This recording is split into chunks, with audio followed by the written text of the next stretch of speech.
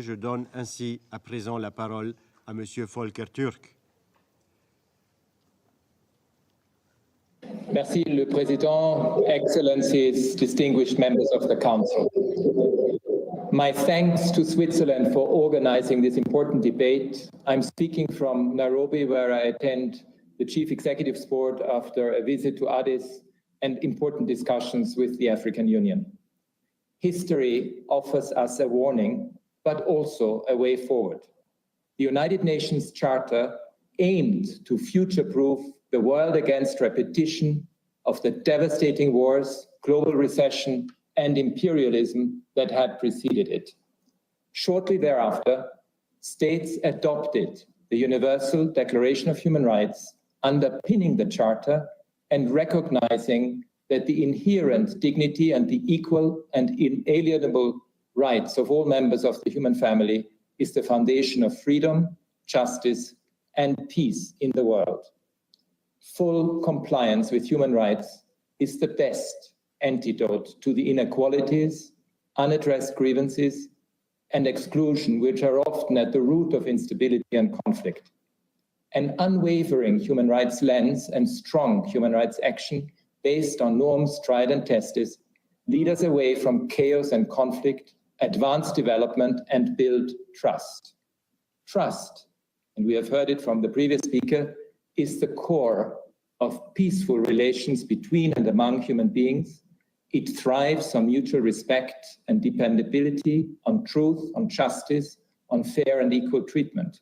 Trust is also the core of the social contract between people and the institutions of the state. People trust the authorities when they can be relied upon to advance their economic, social, civil, political, and cultural freedoms, their rights to development, and to deliver justice. Trust, no doubt, is the foundation of conflict prevention and of sustainable peace. It is indeed the comprehensive advancement of all human rights that builds trust.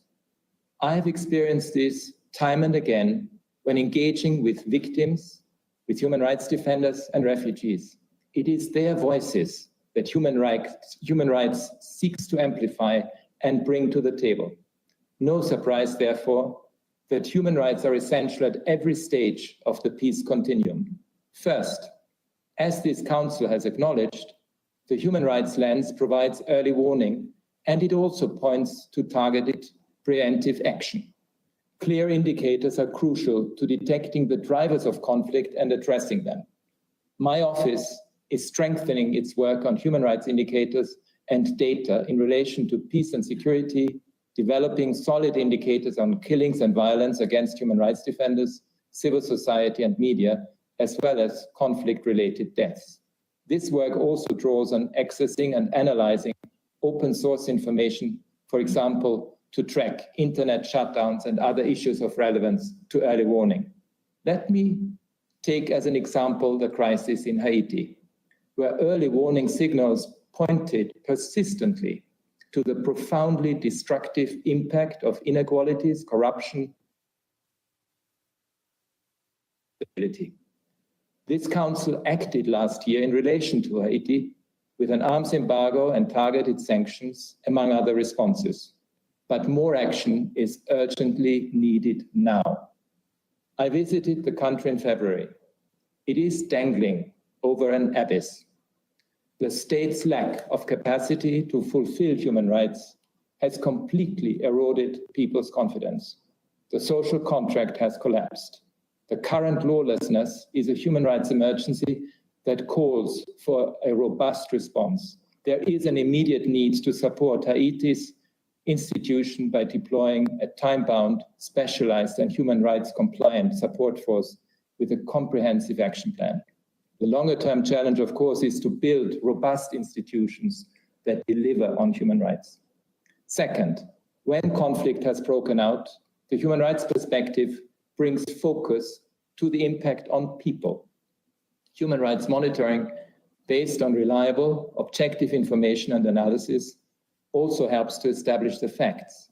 It serves to counter misinformation and narratives that foster hostility and fear. The value of human rights monitoring and reporting during and post-conflict is well recognized by this Council, including through the 11 human rights components in peace operations that you have mandated. The latest country to move towards full-blown conflict is Sudan. The human rights impact of the current fighting has been catastrophic. It's heartbreaking. On Monday, an airstrike by the Sudanese military reportedly hit the vicinity of a hospital in the East Nile area of Khartoum. The RSF has taken over numerous residential buildings in Khartoum to use as operational bases, launching attacks from densely inhabited urban areas.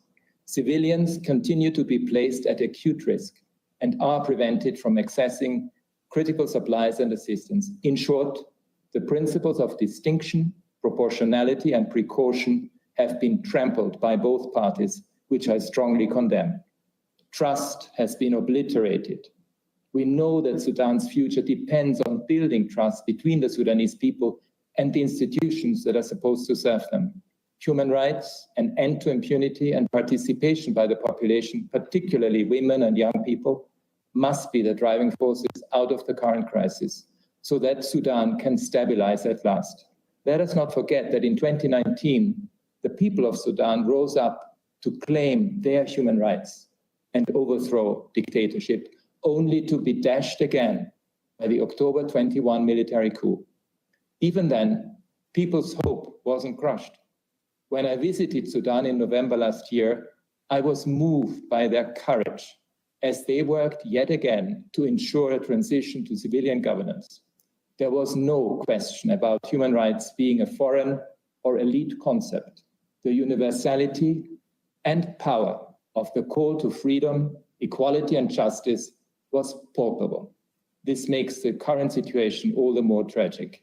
Third, the full range of human rights standards are equally crucial in bringing conflict to a close and establishing sustainable peace.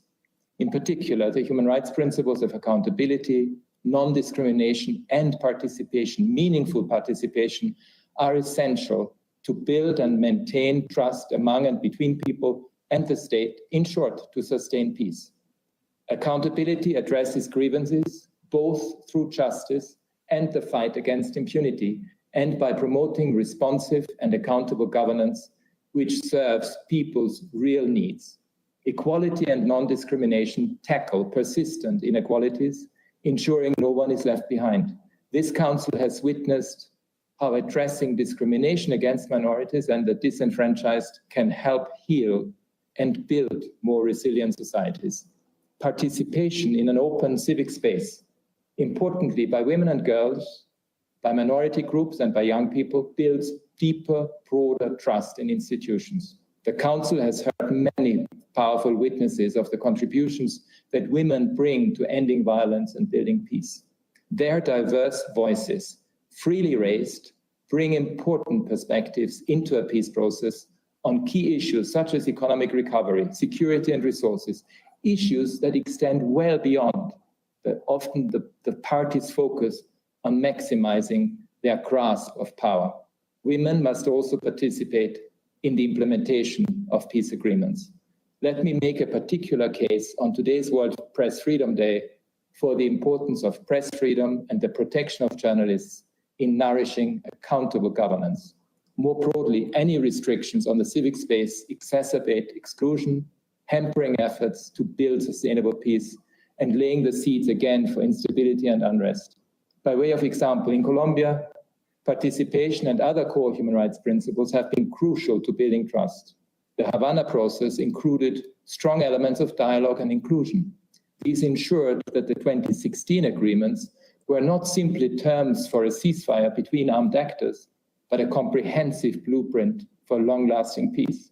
In January this year, I observed the continuing efforts to make this a reality, including by addressing deep-rooted structural issues around land reform, discrimination, and inequality to advance social and economic progress.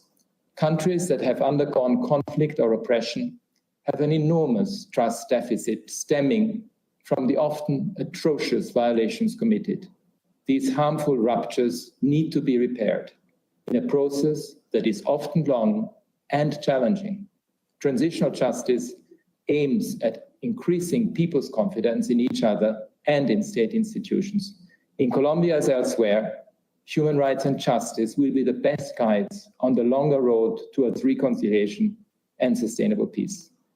Mr. President, as the United Nations prepares for the Summit of the Future, including a new agenda for peace, I hope this Council and all member states will make effective use of the trust-building potential of human rights in addressing peace and security concerns.